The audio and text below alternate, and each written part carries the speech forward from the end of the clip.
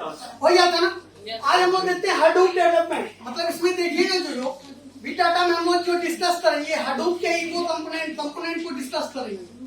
जैसे big data जो चलता है ये क्या होता है बिग डाटा में मेनली, एक तो हमारा डाटा प्रोसेस होता है और दूसरा क्या होता है स्टोर होता है। प्रोसेसिंग का मीडियम जो है हमारा वो है मैप रिड्यूस। जैसे आपने जावा किया होगा, जावा प्रोग्राम बनाया है ना, उसी का प्रोसेस फॉलो करता है हमारा मैप रिड्यूस। और HDFS में क्या होता है डाटा स्टोर होता है बिग डाटा में। तो बिग डाटा कहने का मतलब क्या टर्म है, जैसे पुराना डाटा जो था हमारे पास, पहले जो डाटा था वो क्या था, जीबी में था, टीबी में था। लेकिन अभी के टाइम पे जो डाटा है हमारा वो ह्यूज अमाउंट ऑफ डाटा है। कहने का मतलब पीबी में है, ईबी में है, जेडबी में है ना। तो कहने का मतलब क्या हो गया कि जिस अनुसार डाटा इवॉल्व हो रहा है उस अनुसार तो स्पीड डाटाबेस का हमारा प्रोसेसिंग स्पीड तो नहीं बढ़ रहा है। और एकल का अगर आप 1 GB डाटा स्टोर करो या 1000 GB डाटा स्टोर करो, क्या स्पीड वही रहता है या डिफरेंस हो जाता है।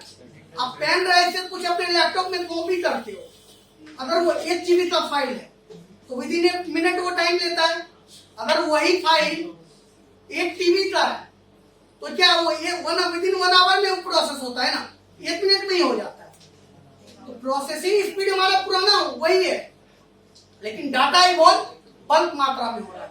अब हमें एक ऐसा सिस्टम चाहिए जो प्रोसेसिंग भी फास्ट हो जिसका, और डाटा भी मतलब टाइम मतलब with in A second process हो, प्रोसेसिंग स्पीड उसका फास्ट हो। ठीक है, अभी हम लोग इंटरनेट के ऐसे आदी हो चुके हैं अभी के टाइम पे कि आप कोई भी चीज सर्च करते हो, आप रिजल्ट कितना देर में चाहते हो, विद इन फ्यू सेकेंड आपको रिजल्ट मिले। अगर आप कोई भी चीज सर्च कर रहे हो और वो रिजल्ट मान लो 2 मिनट में आ रहा है, आप तो 2-3 चीज सर्च करोगे कंटेंट और देन आप फोन रख देते हो कि नेट स्लो है अभी नहीं करना, होता है ना।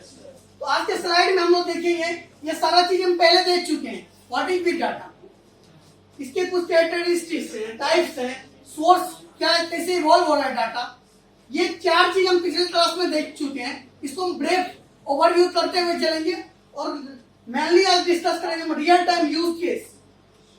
अभी के टाइम पे रियल लाइफ में कैसे इसका यूज केस यूज हो रहा है।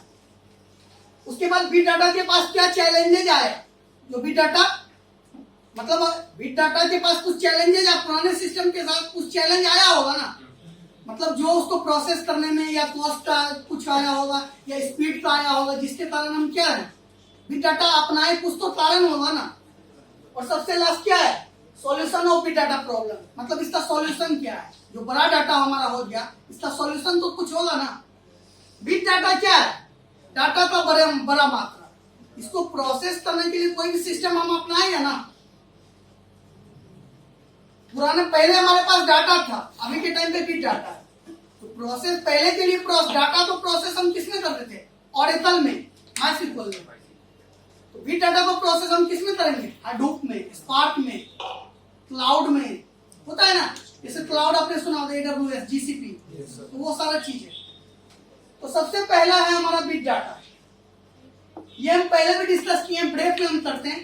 ह्यूज अमाउंट ऑफ डाटा, इसको बिग डाटा जो स्टैंड करते हैं पीबी में, ईबी में, जेडबी में, यही था ना। ये आपके पास कुछ कंटेंट हमने दे दिया है कि आपको अगर कहीं पे कुछ बताना हो, इंटरव्यू में बताना हो, आपके पास कुछ कंटेंट हो, आप पढ़ के जाओ, वहां पे एक्सप्लेन कर पाओ, ठीक है। इसके बाद ये चीज भी हमने डिस्कस किया था, वॉल्यूम, वैरायटी, वॉल्यूम, वेलोसिटी, ये डिस्कस किया था। इसमें और भी 2 टर्म हमने बताया था, एक वेलोसिटी, दूसरा वैल्यू। तो वैरायटी में क्या होता है, different types of data, structure, semi structure और अनस्ट्रक्चर, यही था ना। वॉल्यूम में क्या था, इवोल्यूशन, मतलब किस मात्रा में इवॉल्व हो रहा है डाटा। और ये वेलोसिटी में क्या था, किस स्पीड में जनरेट हो रहा है, यही था ना। उसके बाद ये हमारा टाइप्स ऑफ डाटा था, 3 टाइप का टाइप्स बताए थे। स्ट्रक्चर डाटा, जस्ट लाइक हमारा पुराना ऑरेकल था डाटा। उसके बाद सेमी स्ट्रक्चर डाटा, इसमें क्या था, XML फाइल, JSON फाइल, यही था ना। और अनस्ट्रक्चर डाटा, इसमें किस टाइप का डाटा था, आपका इमेजेस, वीडियो, म्यूजिक, पीडीएफ जो भी है वो अनस्ट्रक्चर्ड। अभी के टाइम पे 90 to 95% डाटा कैसा है हमारा, अनस्ट्रक्चर्ड फॉर्म में। और प्रोसेस हमारा पुराना सिस्टम जो कैसा डाटा करता था, स्ट्रक्चर्ड डाटा, जो मात्र 5% अवेलेबल है। हमें तो सारा डाटा प्रोसेस करना है ना अभी टाइम पे। अभी आप मान लो कि आप ई कॉमर्स वेबसाइट यूज करते हो, तो कोई भी चीज आप करते हो, मान लो 5 साल पहले आपने कुछ परचेज किया, हिस्ट्री है या नहीं है? हिस्ट्री है कहने का मतलब वो तो अनवांटेड डाटा है ना, चाहे तो फ्लिपकार्ट हटा भी सकता है। वो रखे हुए, क्यों रखे हुए? क्योंकि फ्लिपकार्ट से पास स्टोरेज का विकल्प नहीं है। आपका हार्ड डिस्क का स्टोरेज SSD 1 TB का लगा हुआ है, और सपोज आपने यूज किया, आपके पास 2 TB का इंपॉर्टेंट डाटा आ गया, तो आप क्या करोगे? उसी में से जो अनवांटेड डाटा है उसको डिलीट करोगे, देन इसको मैनेज करके स्टोर करोगे। आपके पास स्टोरेज तो होता ही है, लेकिन यहाँ पे अनवांटेड डाटा हो या कोई डाटा हो, स्टोरेज का कोई दिक्कत नहीं है, क्योंकि सारे क्लाउड यूज कर रहे हैं, क्लस्टर यूज कर रहे हैं। यूट्यूब के पास कितना डाटा है? मिलियंस ऑफ वीडियो होगा, बिलियंस ऑफ वीडियो। स्टोरेज उसका क्या, मिलियंस में होगा ना स्टोरेज भी उसका, जीबी, मिलियंस ऑफ जीबी। तो यूट्यूब ऐसा है कि कोई भी वीडियो मान लो आपने उसको डाला और उसको अपने आप हटा देती है, वो ऐसा होता है क्या? हाँ, उसके रूल के खिलाफ आपने कोई वीडियो अपलोड किया तो वो हटा देता है, तो वो उसका AI वर्क कर रहा है वहां पे। लेकिन ऐसे कोई भी वीडियो रिमूव नहीं करती यूट्यूब। फेसबुक ऐसे आपकी कोई फोटो नहीं रिमूव करती है, होता है ना? क्यों नहीं रिमूव करती है? क्योंकि उसके पास स्टोरेज की दिक्कत नहीं है। 3 टाइप से डाटा थे हमारे। अब आते हैं source of big data. Sources क्या है, मतलब कैसे इवॉल्व हो रहा है डाटा। सबसे ज्यादा इसका कुछ फैक्टर हमने डिस्कस किया है। Social data. सोशल डाटा कहने का मतलब क्या है? सोशल साइट नेटवर्किंग का डाटा, सोशल नेटवर्किंग साइट का डाटा। इसके में क्या है आपका?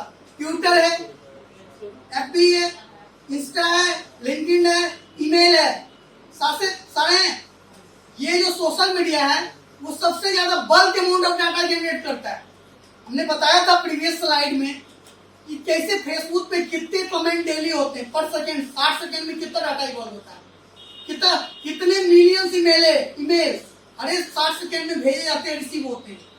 तो ये सोशल डाटा जो है अभी के टाइम पे एक बड़ा फैक्टर है। मतलब इसका साइज जो है ह्यूज अमाउंट है, समथिंग जस्ट लाइक कुछ जेडबी, जेटाबाइट। जेटाबाइट कहने का मतलब क्या हुआ? पीबी हमने बताया था पहले। 1000 TB का 1 PB, 1000 PB का 1 TB, और 1000 EB का 1 ZB, और per day 44 ZB data generate होता है सोशल नेटवर्किंग साइट से। 44 ZB। आप किसी से अनुमान लाओ कितना बड़ा साइज होगा वो, और हर एक डाटा स्टोर होता है। क्लियर है ये चीज? सोशल डाटा एक बड़ा फैक्टर है बिग डाटा का हमारा। दूसरा है मशीन डाटा, जैसे सैटेलाइट का डाटा। नासा, इसरो सब सैटेलाइट बनाते हैं, और नासा तो हर एक पर ईयर 2 से 3 सैटेलाइट लॉन्च कर देता है। तो सैटेलाइट का जो डाटा होता है वो क्या होता है? हमारा मशीन डाटा होता है। मतलब सैटेलाइट से, सेंसर से जो डाटा क्रिएट होता है वो क्या होता है? Machine data. तो मान लो सैटेलाइट लॉन्च होता है तो उसमें कितना bulk amount of data generate होता है। अभी सैटेलाइट हमारा कहाँ पे है, कितना टाइम में पहुंचेगा, अभी तक कहाँ मूव कर रहा है, टोटल चीज कैप्चर होता है कि नहीं होता है? नासा बता देती है ना अभी हमारा सैटेलाइट कहाँ है, कितने दिन में पहुंच। इसरो ने पहले बता दिया था ना 3 महीने बाद चंद्रयान पे लॉन्च होगा हमारा सैटेलाइट। तो हुआ ना? तो कहने का मतलब ये कैसे पॉसिबल हो पा रहा है, कैसे बता रहे हैं? क्या उस सैटेलाइट पे कोई बैठ के गया था क्या? वो उसका हर एक सेकंड का एक्टिविटी कैप्चर किया जा रहा है, और उसको एनालिसिस करके ये निकाला जा रहा है कि कितना दूरी पे अभी है, तो उतना दूरी पे कौन सा प्लेनेट अवेलेबल है, वहां पे अभी हमारा सैटेलाइट अवेलेबल है। क्लियर है? और सबसे लास्ट है हमारा ट्रांजैक्शनल डाटा। ये क्या होता है? ट्रांजैक्शन डाटा में जैसा invoice, payment, order, product, prices, payment information, manufacture and distributor, shopping mall, bank, e commerce site, सबके पास ट्रांजैक्शनल डाटा है ना अभी टाइम पे। एम्प्लॉय का डाटा है, ट्रांजैक्शन कोई हो रहा है उसका डाटा है,